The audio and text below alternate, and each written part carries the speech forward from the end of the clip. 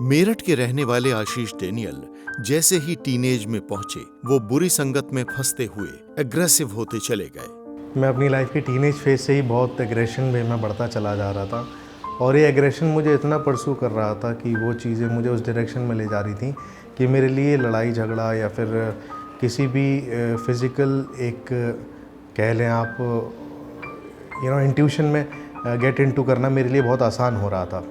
और मैं इन चीज़ों से इतना फैसिनेटेड हो रहा था जस्ट बिकॉज मैं एकेडमिक्स में भी अच्छा नहीं था, तो मेरे को ये क्रिमिनल एक्टिविटीज़ बहुत फैसिनेट कर रही थी। और by a very young age, मैं 15-16 का ही आप कह लीजिए, और मैं मेंटली इस हिसाब तक प्रिपेयर हो चुका था कि मैं इसे एक कैरियर कह लीजिए या फिर इसे प्रोफेशन कह लीजिए कि मैं अपना फ्यूचर एक ऐसी चीज़ में देख रहा था जो बाय लॉ अगेंस्ट थी, बाय मॉरल अगेंस्ट थी और बाय स्पिरिचुअलिटी भी अगेंस्ट थी। इन 2012 बेसिकली मेरी लाइफ के कुछ वजहों से मेरे पापा जब मुझे अक्सर समझाया करते थे तो मैंने रियलाइज़ किया कि मुझे कुछ ऐसा एक्शन लेना पड़ेगा जिससे मैं अपने आप को बचा पाऊँ, अदरवाइज़ या तो मैं मर जाऊँगा या मारा जाऊँगा। उनकी संगत को चेंज करने के लिए उनके पिता ने उनको कंस्ट्रक्शन इंजीनियरिंग करने के लिए पुणे भेज दिया। 8-10 महीने आर्मी बेस में रहने के कारण डिसिप्लिन की वजह से दुनियावी तौर पर अपने करियर के लिए गंभीर हो गए। तो 2015 में basically I started my first job eight Indira Gandhi international airport in field operations, import department में काम करता था मैं। और सो मैं यूजुअली क्या करता था, पूरा वीक काम करता था और वीकेंड में मैं अपने घर आ जाता था। और मेरा एक फ्रेंड था जो बेसिकली मेरे ही अपार्टमेंट पे काम करता था और वो नाइट शिफ्ट्स किया करता था। और एक दिन जब मैं वीकेंड पे ही अपने घर पे था, आई वाज वाचिंग टीवी, उसकी मदर का मेरे पास कॉल आता है और वो बोलती हैं कि अरे तुम्हारी उससे बात हुई? एक्चुअली वो फ़ोन नहीं उठा रहा था। मैंने बोला कि नहीं, मेरी बात नहीं हुई।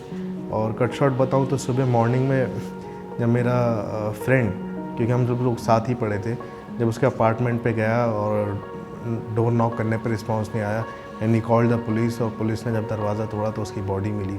एंड जब मेरे को इस चीज़ की इन्फॉर्मेशन मिली तो मैं कोलैप्स कर गया। लिटरली मेरे लिए मानना मुश्किल था कि जिसके साथ मैं पला बड़ा, स्कूल में टाइम बिताया, और ही फाउंड डेड। और इन सब चीज़ों के बाद जब उसकी बॉडी का पोस्टमार्टम हुआ तो मुझे सुनने में आया कि उसका हार्ट अटैक हुआ। लगभग 3 साल मैं उस चीज़ से इतना इफ़ेक्टेड था कि मैं किसी भी प्रोफेशन में नहीं कर पाया था। मैं कोई जॉब नहीं कर पाया था, कुछ भी नहीं कर पाया था। इसकी वजह से वो सदमे और अकेलेपन में चले गए। इस सब चीज़ों की वजह से मैंने अपने आप को इतना जोन आउट कर लिया कि मैं लिटरली बहुत अकेलापन फील करता था, और ये वो चीज़ थी जो मैं किसी से एक्सप्रेस भी नहीं कर पाता था।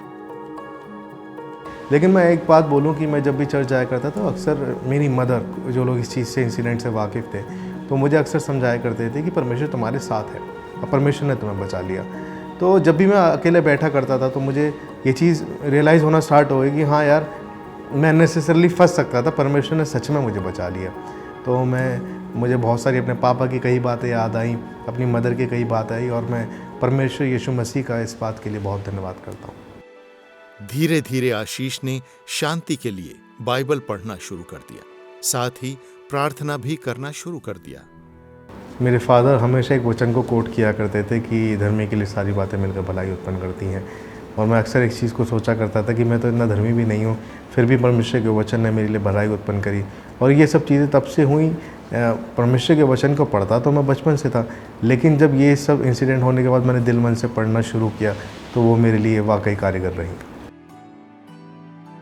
जब मैं प्रार्थना में बढ़ता गया तो परमेश्वर के सामने मुझे अपनी गलतियाँ रियलाइज़ होने लगी, मैं उन्हें मानने लगा, परमेश्वर के सामने पश्चाताप करने लगा।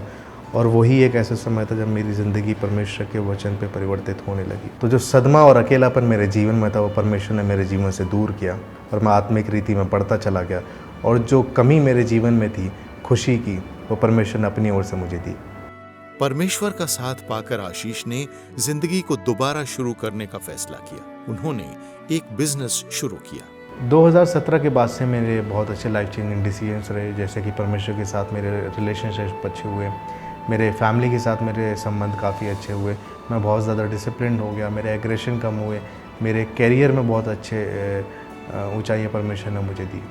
आज परमेश्वर के अनुग्रह से मैं एक स्पोर्ट्स न्यूट्रिशन ब्रांड रन करता हूँ और फिटनेस इंडस्ट्री में अच्छे से जाना जाता हूँ, और साथ ही साथ मैं यीशु मसीह की सेवकाई और उसके वचन को कौड़ियों के बीच में बांटता भी हूँ।